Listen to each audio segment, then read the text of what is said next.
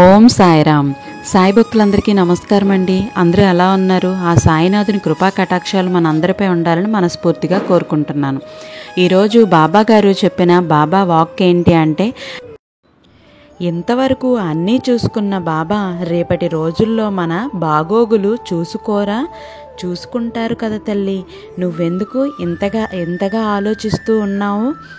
ఇతనికి ఎవరినైనా వెంట తీసుకొస్తే గాని తృప్తి లేదు.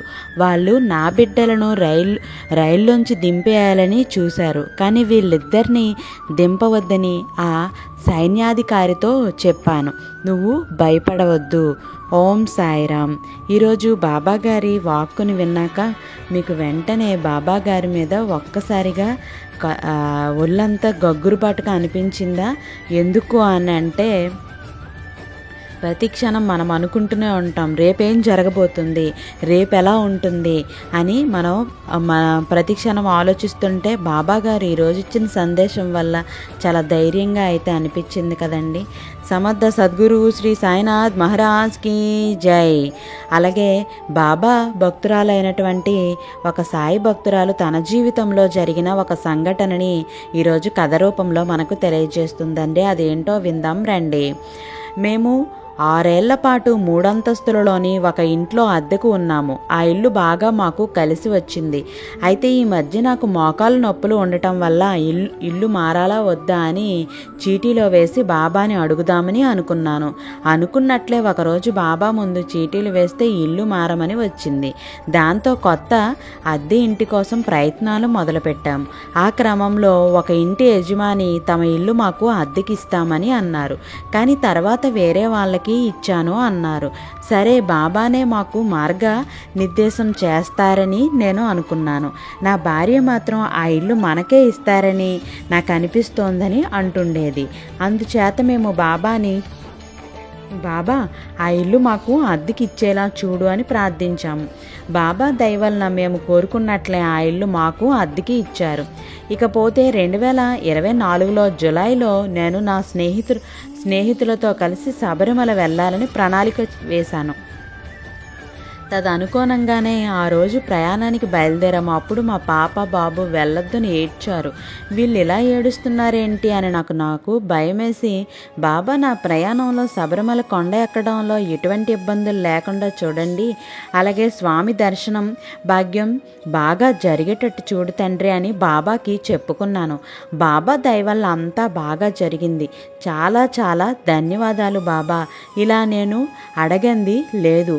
ఆ బాబా దయవల్ల ప్రతీదీ నాకు ఎప్పుడు మంచే జరుగుతుంది. ఆ బాబా దయవల్ల ఏ రోజును కూడా నేను ఎటువంటి ఇబ్బందులు పడకుండా ప్రతినిత్యము కూడా చాలా సంతోషంగా ఆరోగ్యంగా ఉండగలుగుతున్నాను.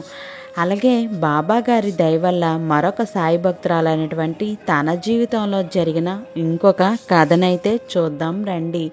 కృపతో తిరుమలలో స్వామి సన్నిధిలో సేవా భాగ్యాన్ని ఇచ్చిన బాబా సాయి బంధువులందరికీ కూడా నా నమస్కారాలండి. గత 2 సంవత్సరాలుగా నేను బాబాను కొలుస్తున్నాను. 2022లో నేను నా కుమార్తె ట్రావెల్స్ ద్వారా చారుధామ్ యాత్రకు వెళ్ళాము.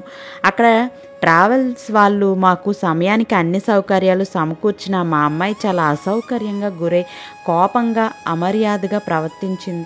అప్పుడు నేను అనవసరంగా ఈ పిల్లతో యాత్రకు వచ్చాను అని ఇబ్బంది పడ్డాను. అయినా ఎలాగో ఓర్చుకొని తిరిగి ఇంటికి చేరుకున్నాను. తర్వాత 2024 మే నెలలో తిరుమలలో వారం రోజుల సేవకు నాకు నా కుమార్తెకు అవకాశం వస్తే ఇద్దరము ప్రయాణానికి సిద్ధమయ్యాం. కానీ నా మనసులో ఒకటే బెంగ, ఈ పిల్లతో నేను సేవా కార్యక్రమం చేయగలనా? ఈ పిల్ల కూడా ఓర్పుతో సేవ చేయగలదా? ఏమైనా ఇబ్బందులు వస్తే భరిస్తుందా? ఎండలు కూడా ఎక్కువగా ఉన్నాయని ఆ బెంగ వల్ల సాయినాథునికి దండం పెట్టుకొని, బాబా ఈ యాత్ర అంతా దివ్యంగా ప్రశాంతంగా సవ్యంగా జరిగేటట్టు చూడు తండ్రి అని బాబాని వేడుకున్నాను. బాబా దయవల్ల అనుకున్న యాత్రే కాక అనుకోకుండా అరుణాచలం, మధురై, శ్రీరంగం, తిరుత్తిన్ని, గోల్డెన్ టెంపుల్, కాణిపాకం, శ్రీకాళహస్తి దర్శించుకున్న తర్వాత సేవకి తిరుమల చేరుకున్నాం. తిరుమల సేవకు వెళ్ళిన 2వ రోజు లక్కీ డిప్లొమా బృందం టెంపుల్ డ్యూటీకి సెలెక్ట్ అయింది. టెంపుల్ డ్యూటీనని మా బృందం అందరికీ ఒకటే ఆనందం వేసింది.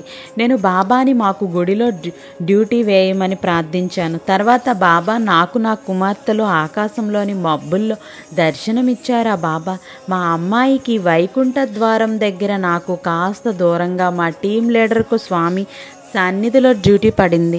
బాబా దయ వల్ల ఆ రోజు డ్యూటీలో ఉండగా నేను మా అమ్మాయి 4-5 సార్లు వెంకటనాథుని దర్శనం చేసుకున్నాము. కానీ నా మనసులో నాకు స్వామి సన్నిధిలో డ్యూటీ వేయలేదు అనే చిన్న బాధ అనేది ఉండేది. బాబా దయలేనిదే కాస్త బాధపడ్డాను. కానీ మొత్తానికి వారం రోజుల సేవ పూర్తయింది. మా అమ్మాయి ఆ వారం రోజులు చిరాకు పడకుండా సౌమ్యంగా ఉంది.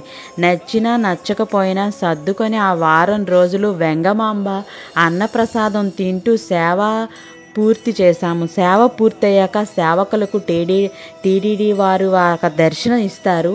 ఆ దర్శనం కోసం మా బృందంలోని 15 మందిని సేవా వస్త్రాల్లో తెల్లవారుజామున 3 గంటలకు వెళ్ళాం. ఆ సమయంలో సుప్రభాత సేవ అంగ ప్రదక్షిణ పూర్తయి ఆయా భక్తులు స్వామివారి దర్శనం చేసుకుంటూ ఉంటారు. జనం చాలా ఎక్కువగా ఉన్నారు. ఒకరి మీద ఒకరు పడిపోతూ ఉన్నారు. సేవ చేస్తున్న వాళ్ళు ఆ భక్తులను అదుపు చేయలేకపోతున్నారు. అటువంటప్పుడు ఆ సమయంలో మా బృందం స్వామి దర్శనం కోసం లోపలుంది. ఒక టీటీడీ ఉద్యోగి నన్ను మా అమ్మాయిని పిలిచి, మీరు ద్వారం వద్ద ఉండి భక్తులను నెట్టగలరా అని అడిగారు. నేను మా అమ్మాయి ₹1,00,00,000 లాటరీ తగిలినంత ఆనందంతో ఉంటామండి అని చెప్పి సుమారు 2 గంటలు స్వామి సన్నిధిలో ద్వారం వద్ద నిల్చొని స్వామిని చూస్తూ గోవిందా అని అనుకుంటూ గడిపాము. గర్భగుడిలో నుంచి వచ్చిన 3 రకాల ప్రసాదాలు తిని స్వామి సేవ తృప్తిగా చేసుకొని 6 గంటలకు బయటకు వచ్చాం. మా బృందం అందరిలో నాకు నా కుమార్తెకు మాత్రమే ఆ భాగ్యం దక్కింది.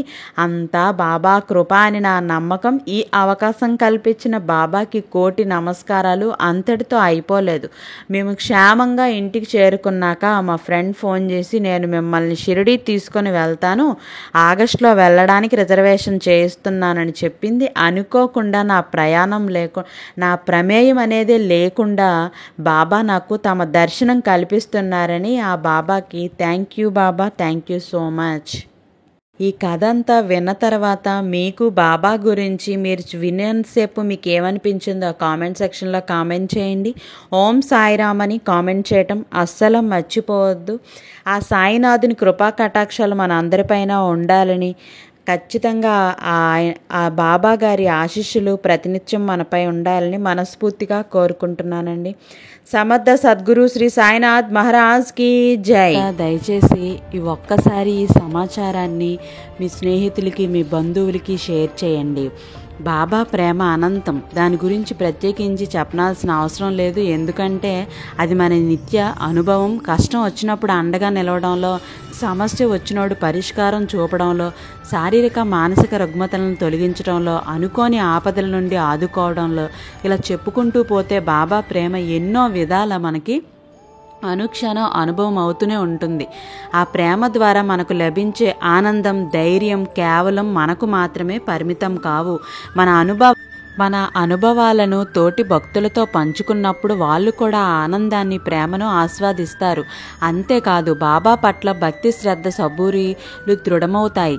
కొన్నిసార్లు భక్తులు ఉండే స్థితిని బట్టి వారికి బాబా ఉన్నారు, రక్షణ ఇస్తారు అనే ధైర్యం కూడా కలుగుతుంది. ప్రస్తావించిన కొన్ని ప్రయోజనాలు మాత్రమే. బాబా ఏ అనుభవం ద్వారా ఏ భక్తుని ఏ రీతిలో అనుగ్రహిస్తారో మనం ఊహించలేము కదా. అంటే అనుభవాల రూపంలో మనం పంచుకునే బాబా ప్రేమ ఎన్నో విధాలు ఎందరికో ఎంతో ఉపయుక్త కాగలదనేది మన ఆట. కాబట్టి అందరికీ మాతో ఈ చిన్న విన్నపం, ఖచ్చితంగా నువ్వు మన అనుభవాన్ని చదివేటప్పుడు కానీ వినేటప్పుడు కానీ బాబా ప్రేమకు మనలో ఒక అనుభూతి కలుగుతూ ఉంటుంది. అది ఆస్వాదించడం అనేది చాలా ముఖ్యమైనది. ఖచ్చితంగా నువ్వు అనుభూతి చెందేలా చెప్పటం కానీ వినటం కానీ చేయటం వల్ల నీకు అందులో భయపడాల్సిన పనేమీ లేదు, అందులో శ్రమ పడాల్సిందేమీ లేదు. జరిగిన అనుభవాన్ని నువ్వు అది ఉన్నట్లుగా వింటూ ఉంటే చాలు.